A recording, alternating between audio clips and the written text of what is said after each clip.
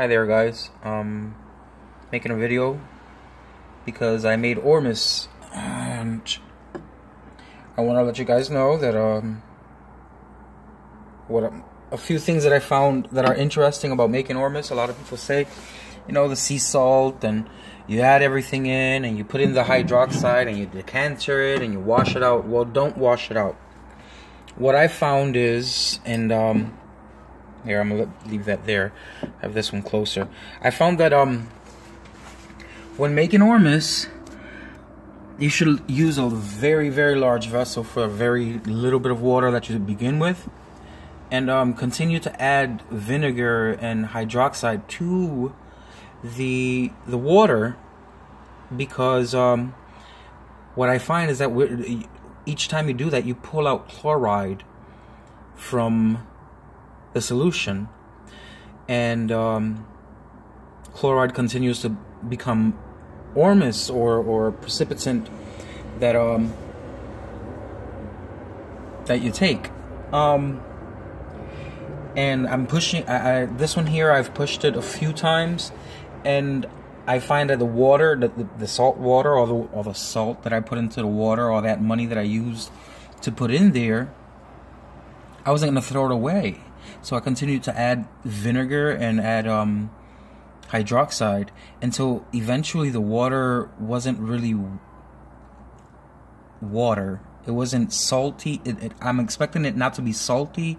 I'm expecting it not to be very watery, because each time that I pushed it, I taste the water, and each time it's less salty. And I have not tossed any of the water out.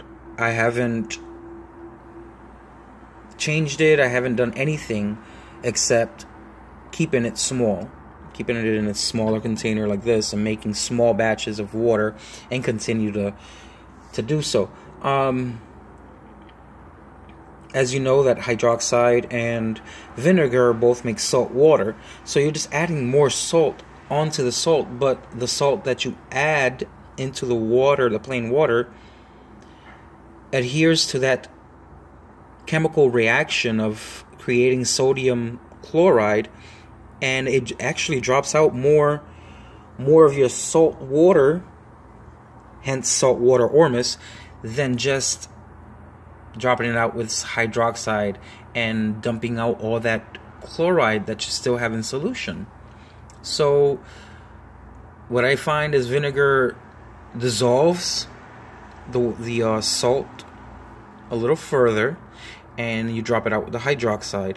Then you let it drop down, you add a little more vinegar, and you add more hydroxide, and you keep mixing that around. I know that sounds like I'm making it's like or you're just kicking up all the Ormus that you made, but I keep making double and triple the amount of Ormus that I start with. So yeah, try that, guys.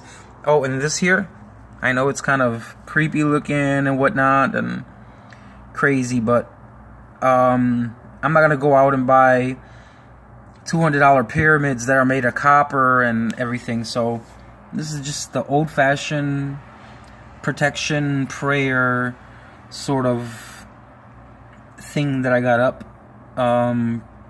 so that any energies that are gonna be come towards the Ormus, or come towards myself in my home, is just gonna be not absorbed, but entertained by a higher power. Ask and you shall receive.